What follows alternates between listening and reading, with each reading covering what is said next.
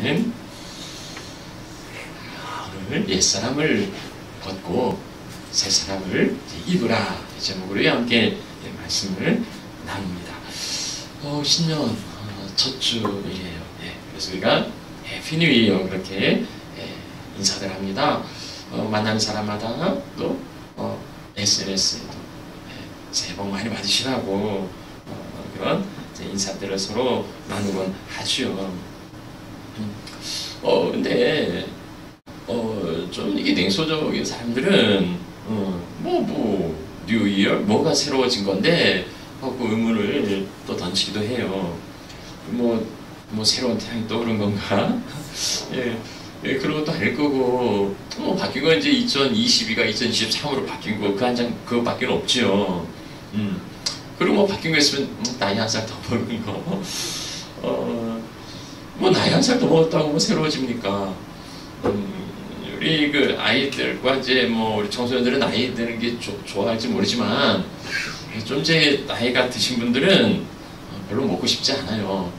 안 먹고 싶지만 어쩔 수 없이 먹는 거죠. 근데 나이 먹고 새로워지는 걸 하면 그렇게 나이를 많이 먹었는데 그다음 그렇게 새로움이 저한테서도 별로 보이지 않는 것 같아요. 그리고 이런 인사들이 어떻게 보면 좀 책임이 없잖아요. 새해 복 많이 받으세요. 주는 것도 아니면서 말로만 뭐라도 건네면서 복 받으라고 하면은 또 실감 하겠는데 그런 것도 아니고 이제 말로만 복 받으라고 하는데 식상할 수도 있을 것 같아요. 그렇게 따지고 보면 새해 신년 이런 게 어쩌면 무의미할 수도 있겠다 싶은 생각이 드는 거죠. 보면 사실은 세월이 우리를 새롭게 할 수는 없어요. 새로운 달력을 걸었다 해서 우리가 새로워지진 않아요. 오히려 낡아지는 거죠. 인생이 어쩌면 무덤을 향하여서 걸어가고 있는 그 여정일 수 있는데 어제부터 오늘이 그 무덤에 더 가깝죠.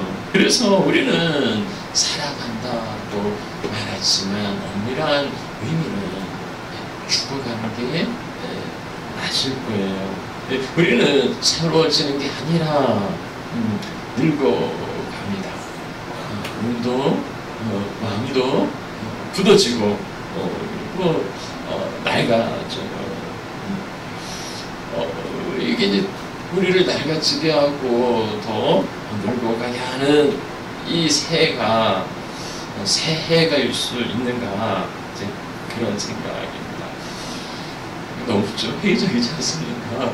굳이 그렇게 시비를 걸 필요가 있을까 싶은 거죠. 우리가 생각하는 새해는 뭐예요? 리셋인 것 같아요. 리셋.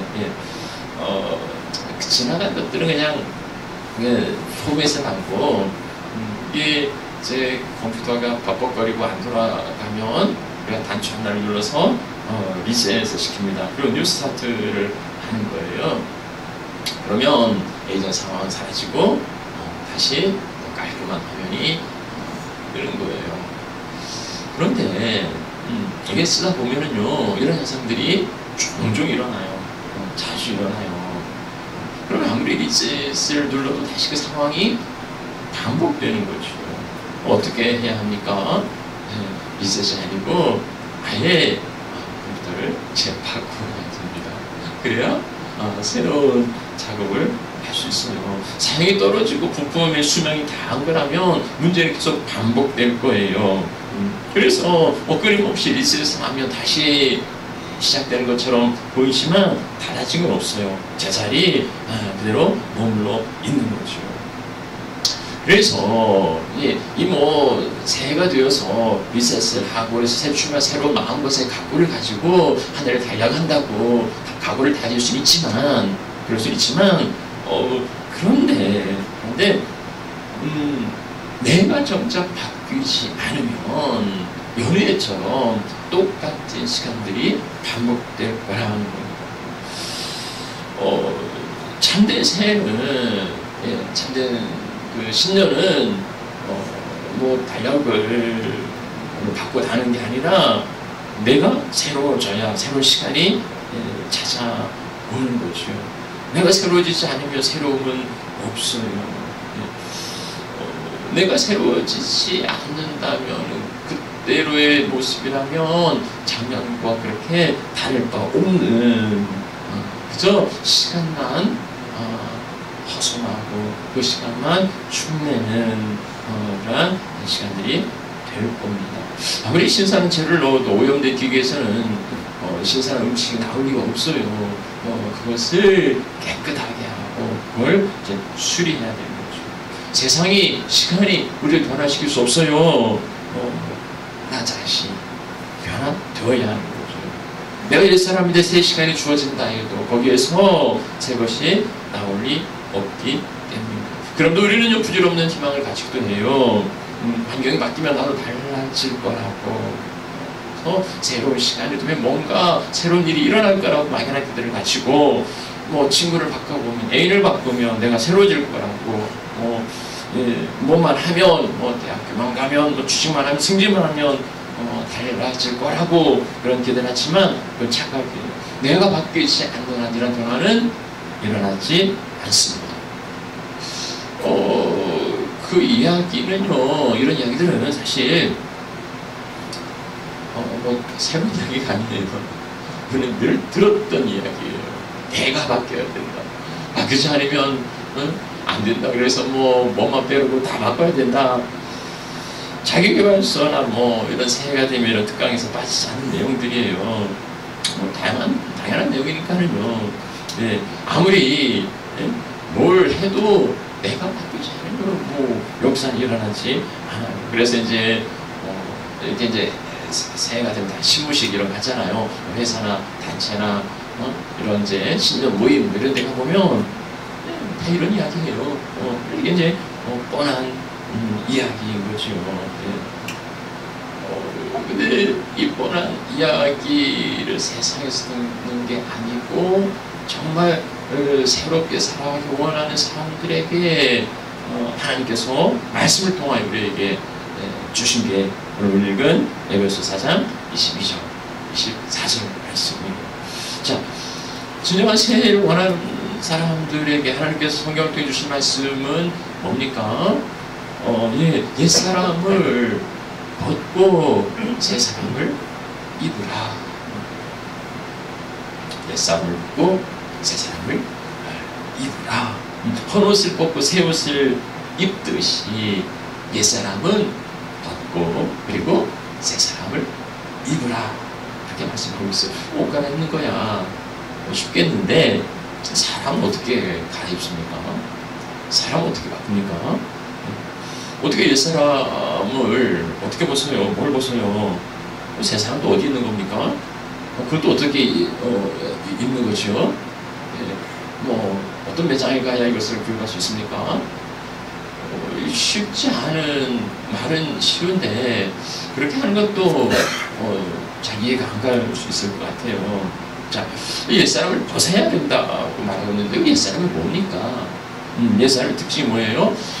그 옛사람이라는 건 유혹의 욕심을 따라가는 사람이에요. 그러니까 그 사람도 나고 저 사람도 난데 유혹의 욕심을 따라가고 그리고 썩어가는 그 구습을 쫓아가는 그는 옛사람이에요. 내 안에 유혹의 욕심을 쫓아가는 애가 있고 그리고 썩어져 나갈 그 썩을 것들을 추구하고 그것을 쫓아가는 모습들이 있으면 그건 버려야 되는 옛사람인 거죠. 그러니까 우리가 옛사람을 벗어버리라고 말씀하는데 좀 더 구체적으로 이해하자면 욕심을 따라가는 그 삶의 모습, 썩어져가는 그 구습을 쫓아가는 그 삶의 모습을 버려야 된다는 거예요. 마치 옷을 갈아입듯이 그것은 내어 버려야 된다는 거예요. 그런 삶을 버리라는 거예요. 벌거벗은 살아갈 수는 없잖아요. 그러면 입어야 될 게 있어요. 그것을 벗고서 이제 새 옷을 입듯이 우리 삶이 새롭게 바뀌어야 되는 게 있는데 그건 뭐냐면 하나님을 따라가는 사람, 하나님을 따라서 그러니까 욕심과 구습을 따라가는 게 아니고 하나님을 따라가는 삶. 하나님을 따라서 하나님을 따라가는 삶의 열매가 뭐가 있습니까? 의가 있고요, 진리가 있고요, 거룩함이 있어요. 우리가 드러내야 하는 삶의 열매와 이제 모습들이죠. 그것을 추구하며 살아가라. 제일 맞이한 우리에게 주시는 하나님의 말씀은 욕심과 구습을 쫓아가는 그 옛사람은 벗어버리고 그 삶을 멈추고 중단하고, 그리고 하나님을 쫓아가는, 하나님과 함께하는 일과 진리와 거룩을 추구하며 살아가는 그 삶을 살아가라는 겁니다. 예, 뭐 이 정도 말씀은 좀 그닥 이해하기 어려운 말씀 아닐 것 같아요. 근데 우리는 항상 묻죠. 어떻게 할 수 있는가? 그건 좋은데 그럼 그게 어떻게 가능한가 하는 거예요. 옷을 입고 걷는 건 쉬운데 사람을 어떻게 바꿀 수 있는가? 자, 어떻게 대한 그 22절은 이제 벗어버리라, 그리고 24절은 입으라고 말씀하시면서 그 중간에 어떻게를 말씀하고 있어요. 자, 그게 어떻게 그게 가능한가? 오직 너희 심령이 새롭게 되어, 너희 심령이 새롭게 되며 가능하다. 그렇게 된다. 너무 이제 뭐 심플한데 너희 심령이 새롭게 돼요. 좀 더 돋보기를 대고 좀 찾아보면은요. 자, 먼저 새롭게 되어 라고 말씀하고 있어요. 새롭게 되어, 새롭게 하여, 새롭게 되어의 차이는 뭘까요? 새롭게 하라, 새롭게 되라. 그 차이는 뭘까요? 예, 하나는 능동형이고 하나는 비동형이죠. 하나는 내가 새롭게 하는 거고, 새롭게 되는 건 그건 비동적이에요. 그건 어떤 내가 바꿔가기보다는 나를 바꿔주시는 거예요. 세상 많은 사람들은 내가 기준이니까 사람들이 바뀌기를 원해요. 내 기준에 맞춰서 세상이 변하기를 그렇게 나에게 맞추라는 거. 내가 중심이니까 그렇게들 원합니다. 그러나 그건 부질없는 소망이에요. 자기도 안 바뀌면 어떻게 세상이 바뀝니까? 세상에게 자기를 맞추라고 하는 건 그건 뭐 불가능한 거고, 그걸 아는 사람들이 이제 포기하죠. 그리고 나라도 바뀌어야 되겠다. 내가 바뀌어야 되겠다. 그런 기대를 가집니다. 내가 바뀌어야 된다는 거예요. 자, 그런데 여기 23절에서 말씀하는 것은 새롭게 하라는, 널 새롭게 해라고 우리가 말씀하시는 게 아니고요. 새롭게 되라고. 그러니까 네가 네 자신을 바꾸는 게 아니고 누군가 의해서 바뀌어지는 거라고, 새롭게 되어지는 거라고 그렇게 말씀하고 있는 겁니다. 어떻게 보면 뭐 비동형은 나의 책임 좀 적어 보여요. 누군가 나를 바꿔야지 하는데 그런 게 없으면 내가 바꿀 수가 없는 거예요. 그래서 어쩌면 조금은 이제 책임감에서 좀 자유로울 수도 있을 것 같아요. 자, 그리고 우리가 또한 단어를 찾아보지요. 뭐가 새롭게 되어야 하는가? 너희의 심령이 새롭게 되어야 한다. 이 단어는 좀 어렵죠. 심령술사 이런 게 떠오르실 수 있겠고, 심령이 뭔가 한문으로는 이제 마음 심자와 그리고 영혼의 영자, 무슨 뭐 영혼인가 이제 그렇게 할 수도 있는데, 이제 대다수의 그 영어 성경에서는요, the spirit of your mind, spirit 이야기해요. 그러니까 네 마인드의 그 그 마음 중심에 있는 영을 말씀해요. 사실 이것도 이제 추상적인 거라 내 안에 영, 이것도 뭐 좀 이해가 어려울 수도 있을 것 같아요. 근데 적어도 어떤 그 마음, 그래서 마음을 새롭게 하고 각오를 새롭게 다지고 즉 그 정도 수준을 이야기하는 건 아닌 것 같아요. 예, 그 마음이 아니고 그 마음에 있는 이제 영이 새로워져야 한다고 말씀하니까. 그러면 그 영은 어디 가서 새로워질 수 있는가? 예, 뭐 신체 장애를 병원에 가면 이식 수술을 받기도 하고, 예, 뭐 자동차 부품 고장 나면 뭐 메카닉에 가서 고칠 수도 있는데 이 영은 도대체 어디를 가야 새로워질 수 있는가? 뭐 얼굴도 고쳐줄 수 있다고, 몸매도 새롭게 바꿔줄 수 있다고 그렇게 장담하는 데는 많이 있는데 영을 새롭게 해주겠다고 그렇게 초대하는 것은 찾을 수가 없어요. 예, 없어요. 그냥 그 불가능한 거예요. 오직 그 영을 만드신 분이 그 영을 새롭게 하실 수 있는 거죠. 그럼 그 영을 누가 만들었습니까? 장생기장에 하나님께서 우리를 창조하실 때에 그 코에 생기를 불어넣으심에 생명이 되었어요. 그래서 그 영은 하나님께로부터 온 거지요. 근데 그 영이 망가졌단 말이죠. 죄로 인하여서. 그리고 이것을 새롭게 하실 수 있는 분은 오직 그 영을 창조하신 하나님만이 새롭게 할 수 있는 거예요. 근데 새롭다는 것은 전제가 있어요. 원래 상태가 있단 말입니다. 원래 상태가 있는데 이게 이제 어쩌다 보니까 이게 고장나고 낡아진 거예요. 그래서 그걸 만든 사람의 의도가 아니니까 다시 원 상태로 그렇게 해주시겠다. 그 심령을 새롭게 하는 것은 내 각오나 내 다짐이나 내 결단이나 그걸로 새로워지는 것은 아니고요. 그렇게 되는 건 아니고 누군가에 의하여서 곧 그 영을 만드신 분이 우리를 새롭게 해야 우리가 새로워지는 겁니다. 그 하나님께서 나를 새롭게 해주시면 내가 새로워지는 거예요. 자, 그럼 또 묻지요.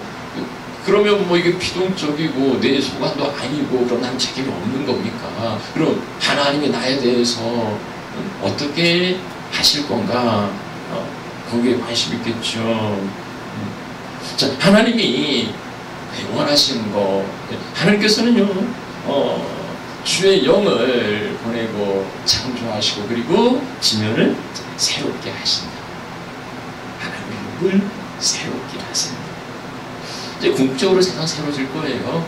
세상이 악해지고 망가지고 이게 이제 그 도덕적인 아니면 종교적인 거 아니더라도 물리적인 환경들도 망가지고 있잖아요. 이제 그러다 보니까 이상 기온이니 아마 저것도 제가 하는 한 그렇게 큰 문제는 없을 것 같다는 생각은 해요. 그렇지만 이제 지성이가 살아갈 세상은 어떨지 몰라요. 이런 그 창조 세계가 잘 보존될지 아니면 산소 마스크를 쓰고 살아야 될지 그 세상은 어떤 세상이 올지는 모르겠어요. 그러고 보면 세상은 망가지는 것처럼 보이지만 그렇지 않아요. 하나님은 이 땅을 새롭게 하실 겁니다. 그 모든 더럽고 추악한 것들은 다 심판하시고 다 쓸어버리시고 이 땅을 새로운 하늘과 새로운 땅을 주시고 새로운 하나님의 나라를 이 땅에 펼쳐 가실 거예요. 그런데 그 과정 가운데에 하나님께서 우리를 새롭게 하시는데요. 우리를 새롭게 하시는데 에스겔 36장 11장 말씀은 새롭게 하시기에 새 마음을 새 영을 우리에게 주어서 그리고 새로운 마음을 갖게 하시는 뭘 새롭게 합니까? 우리의 영을. 그래서 우리의 마음이 새로워질 거라고 그렇게 말씀하셨습니다. 말씀 정리하면 그렇습니다. 새로워진다는 건 내가 나를 새롭게 하는 것도 아니라고 하나님께서 하시는 거라고. 그런데 책임은 없어요. 근데 또 하나님께서는 우리를 새롭게 하시겠다고 만물과 우리 하나님의 자녀들의 그 영과 마음을 새롭게 하시겠다고 약속해 주셨어요. 자, 그러면 이 책임 누구한테 있는 겁니까? 내 삶이 새로워지지 않는 거라면 그럼 누구에게 그 원인을 찾아야 되는 걸까요? 하나님께서는 우리를 새롭게 하시겠다고 새 영과 새 마음을 주시겠다고 약속해 주셨어요. 그런데 그 약속은요, 그것을 지키는 자에게서 이루어지는 것이 그 약속을 갖고 있는다고 해서 그게 내 삶이 이루어지는 건 아닙니다. 하나님의 약속이 나에게 있다면 그것을 가지고 그 약속을 믿고 그렇게 지켜가는 그럴 때에 그 약속이 내게서 이루어지는 거죠. 그래서 우리는 당당히 구할 수 있는 거죠.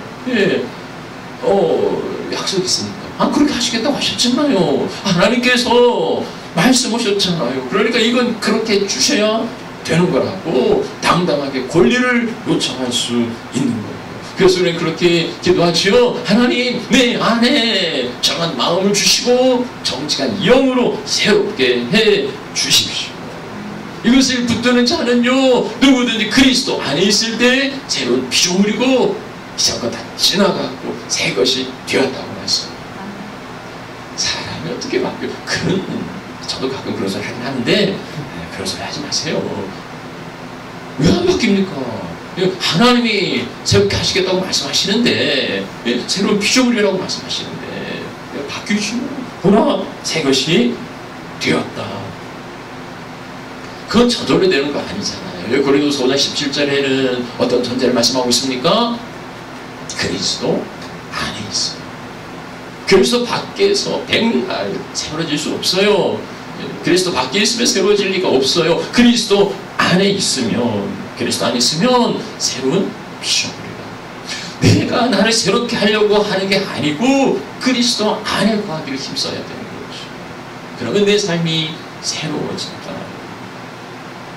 그리스도 안에 거한다는 건 뭔 뜻입니까? 그리스도 안에 있는 거, 우리가 이 건물 안에 있어요. 그래서 우리는 함께 가고 있어요. 건물 밖에 있는 사람도 있어요. 그들은 함께 하지 않아요. 여기서 무슨 일이 일어나는지 몰라요. 밖에 있는 사람 여기 일어나는 상관도 없어요. 예수님 안에, 그리스도 안에 있다는 것은 주님과의 친밀한 관계를, 친밀한 교제를 의미하는 거죠. 주 안에 있는 거, 주님과 관계를 맺고 이렇게 교제하고 함께 살아가고 마음과 마음이 통하는 그게 안에 있다. 그리스도 안에 있다. 현재 뭡니까? 그 영어 단어가 안에 within 뭐 그 정도 되겠습니까? 또 하나 있죠? 안에 와이프 안에 그 이제 안에 친밀한 예수 안에, 예수의 안에 그리스도의 신부, 그가 교회고 그가 성도예요. 좀 더 아내라는 말이 추상적이고 안에 그리스도 보이시도 합니까? 안에 그리 생각되실지 모르지만은 그리스도 정결한 신부로 정결을 지키며 믿음을 지키며 그렇게 살아갈 때에 누가 그를 더럽히고 누가 그를 낡아지게 만들 수 있겠습니까? 바울이 그러지 뭐 환난이냐, 기근이냐, 핍박이냐, 가리냐, 적사냐, 뭐냐 그래서 이렇게 따지는데요. 그리스도 안에 있으면 그 무엇도 그를 더럽힐 수 없습니다. 예수 안에 살아가는 삶이야말로 날마다 새로운 삶. 이 겉사람은 우리의 삶은 낡아질 수밖에 없어요. 그러나 우리의 속사람은 날로 새롭도다. 세상은 낡아지지만 그리스도 안에 속사람이 날마다 새로워지고 그래서 마침내 내 안에서 예수의 형상, 예수의 모습과 향기가 드러나게 될 겁니다. 오늘 우리에게 말씀하세요. 이 세대를 따라가지 말라고.